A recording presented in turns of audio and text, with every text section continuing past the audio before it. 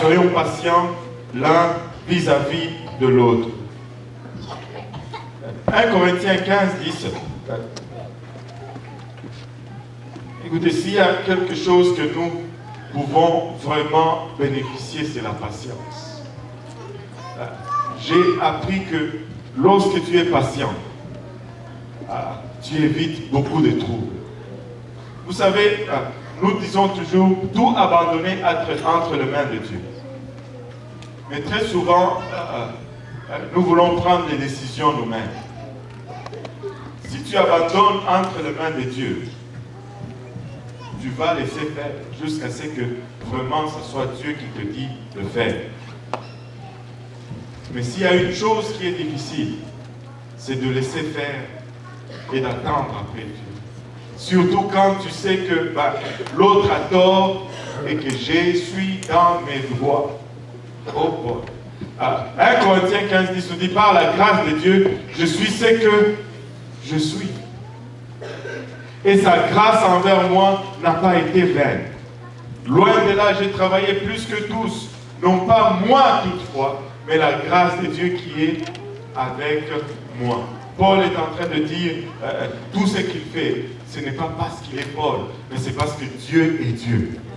Et tout ce que tu fais, que tu sois bon à la batterie, ou que tu aies une voix d'ange, ou que tu diriges la chorale comme un maître, ou que tu cours comme le meilleur des athlètes, ou que tu sautes, ou que tu cries, ou que tu donnes, tu conduis, tu donnes des études publiques, tout ce que tu fais, c'est par la grâce de Dieu. Il n'y a rien qui est fait sans la grâce de Dieu. À Dieu seul revient le crédit. Nous avons le privilège de prendre part à ceci. Nous avons la grâce de prendre part à ceci. Et comptons cela comme un privilège et comme une grâce réellement. C'est Dieu qui fait toutes choses en nous. Alléluia. Les gens humbles aiment la paix. Les gens humbles aiment la paix. Il y en a qui, quand tout va bien, que c'est la paix, c'est pas correct. Il faut créer une situation. Il faut inventer un problème. Il faut qu'on se discute. Il faut qu'on se chamaille. Il faut qu'on ait une litige. Écoutez, on en a déjà assez avec le diable. Nous n'avons pas besoin d'en créer d'autres juste entre nous. Les humbles aiment la paix. Maintenant, regardez ceci. Faites le kilomètre supplémentaire pour maintenir la paix dans votre relation. Allez, faites le pas extra pour maintenir la paix dans votre relation. Résistez au besoin d'avoir constamment raison.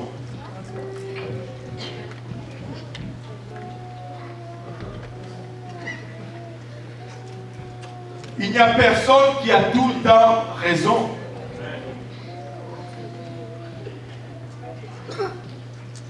Résistez au besoin d'avoir constamment raison. Tout le monde se trompe au moins une fois dans la vie. Pasteur Graham a toujours parlé de cet autocollant sur une voiture qui disait ceci. Une fois, je pensais que je m'étais trompé, mais j'étais dans l'erreur.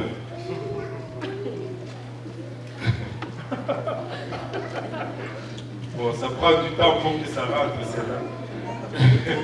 Une fois, je pensais que je m'étais trompé, mais j'étais dans l'erreur. Ça, c'est le summum de l'orgueil. Il ne se trompe jamais. Même la fois qu'il a pensé qu'il s'était trompé, mais il s'était trompé en fait. Parce qu'il ne s'était pas trompé. Aïe, aïe, aïe, aïe. Vous n'avez pas toujours besoin d'avoir le dernier mot. Les autres savent aussi des choses que vous ne connaissez pas, des fois. Juste des fois.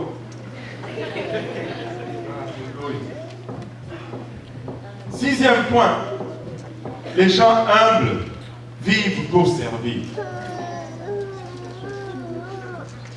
Les gens humbles vivent pour servir. Donnez aux autres ce que vous avez reçu de Dieu. Choisissez délibérément de faire le bien. Écoutez, si tu vas faire le bien, ça va être par choix. Et si tu fais le mal aussi, ça va être par choix. Amen. Même si vous devez empathie, faites le bien. Des fois, nous faisons le bien et ça nous coûte et ça retourne contre nous. Mais ce n'est pas une assez bonne raison pour rendre le mal. Faites quand même le bien. Amen. Faites quand même le bien parce que vous voulez être humble. Vous voulez que Dieu vous regarde. Vous voulez que Dieu vous élève. Vous voulez que Dieu vous accorde sagesse. Vous voulez que Dieu vous guide. Des fois, ça va vous coûter de faire le bien, mais faites quand même ce qui est bien aux yeux de l'Éternel. Amen.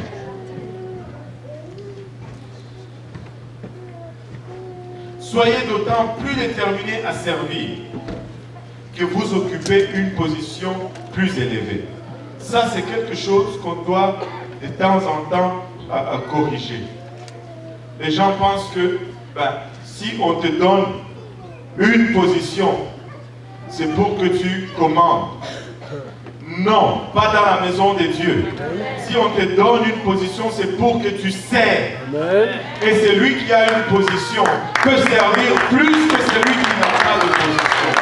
Celui qui a une autorité peut servir plus que celui qui n'a pas d'autorité. Regardez, nous regardons toujours cela de travers. Écoute, je pense que Stephen Harper peut faire plus pour moi que moi je ne peux faire pour lui. Pourquoi? Parce que lui est élevé en position. Il a le titre. Il a le pouvoir. Plus tu as le pouvoir, plus tu es appelé à servir. Amen. Plus tu es élevé, plus tu es appelé à servir. Alléluia. Des fois, les gens pensent que se tenir devant la chair et parler au peuple de Dieu, c'est le summum d'être pasteur. Laissez-moi vous dire que ça, ce n'est même pas le 5% du travail d'un prédicateur.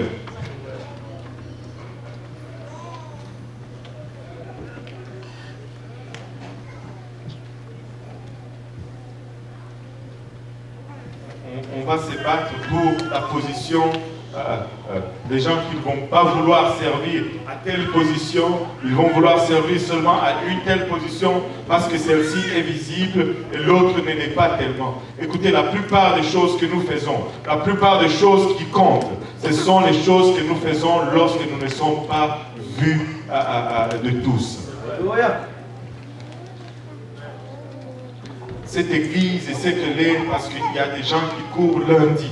Il y a des gens qui courent mardi, il y a des gens qui courent mercredi, il y a des familles qui sont abandonnées des heures et des heures, il y a des enfants qui attendent leurs parents des heures et des heures. Ce n'est pas facile servir Dieu. Tu veux une position, commence d'abord par servir. Et plus tu es élevé en position, plus ça va te demander de servir. Les gens humbles sont, au 7e point, reconnaissants. Ça, c'est un caractère que nous perdons de plus en plus de nos jours, la reconnaissance. Nous prenons tout pour acquis.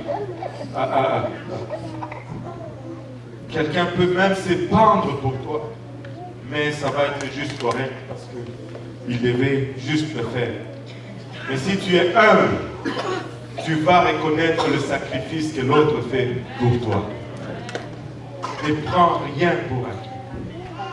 Ne prends rien pour acquis. Nous pouvons tellement nous habituer aux bénédictions de Dieu que nous oublions de l'en remercier. Dieu fait et nous prenons cela pour acquis. Tu sais, avant de mettre cette bouchée de nourriture dans ta bouche, prononce une parole d'action de grâce pour le Seigneur. Ne prenez pas ce que vous recevez de Dieu pour acquis, ni ce que vous recevez des frères et des sœurs pour acquis. Des fois, nous arrivons à une place où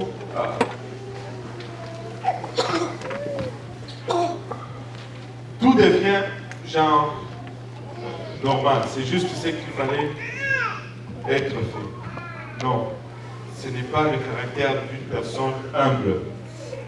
L'humble est reconnaissant. Amen. Amen. Regarde ton voisin, lui, je vais être reconnaissant. Montrez aux autres que vous appréciez leur temps et leur engagement. Il y a des gens qui nous servent, les huissiers qui sont là. Montrez-leur que vous appréciez leur temps et leur engagement. Amen. Des fois, ils sont là et ils essayent juste de faire leur travail, mais ils reçoivent des flammes, des feux, des regards des parents. Amen. Ils sont appelés à mettre de l'ordre. Et des fois, ils doivent sévir. Ils font leur travail. Apprécier leur temps et leur engagement. La plupart du temps, ils suivent le service debout. Alléluia.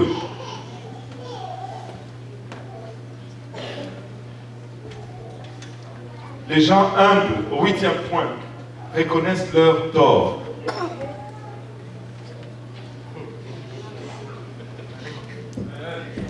Oh boy. Ça, c'est la leçon qu'on devait vraiment avoir aujourd'hui. Écoutez, si ceci vous parle, ce n'est pas parce que vous êtes visé. Ceci est en train de me parler moi-même. Si personne ne veut prendre cette prédication, moi je vais la prendre pour moi-même. Parce qu'il y a plusieurs secteurs sur cette liste que moi-même j'ai besoin de travailler dessus. Moi-même j'ai besoin d'améliorer. Parce que je veux y arriver. Je veux y arriver. Mais si quelque chose te parle, prends-le par la droite et non par la gauche. Prends-le comme une brebis et non comme une chèvre. Parce que la chèvre ne prend pas de punition. Mais la brebis prend la punition de son maître. Les humbles reconnaissent leur tort. Ça prend beaucoup d'humilité pour dire, j'ai commis l'erreur. Et les humbles savent dire, pardonne-moi. Les humbles savent demander pardon. Ils ne sont pas trop grands pour demander pardon. Si vous pensez avoir heurté le sentiment de quelqu'un, n'attendez pas des jours, des semaines, ou voire même des années pour vous excuser. Reconnaissez votre faute et demandez pardon. Vous savez quoi? Vous allez vous sentir beaucoup, beaucoup mieux. Et votre cœur sera en paix avec Dieu. Mais du temps que vous ne réglez pas ces choses, ça va rester, et ça va déranger. Vos prières vont craquer, comme on le disait. Ça ne va pas tourner rond. Dégagez-vous de ces choses. Les gens humbles admettent leur faiblesse. Neuvième point. Nous avons tous des faiblesses. Il n'y a personne qui a tout simplement des points forts ici. Nous avons tous des faiblesses. Il faut savoir reconnaître ses faiblesses. Quand tu reconnais tes faiblesses, tu peux mieux y pallier. Mais si tu les renies, tu vas toujours... Ça va toujours être un handicap pour toi, ces faiblesses. Il est toujours préférable de s'humilier soi-même que d'attendre que Dieu nous humilie.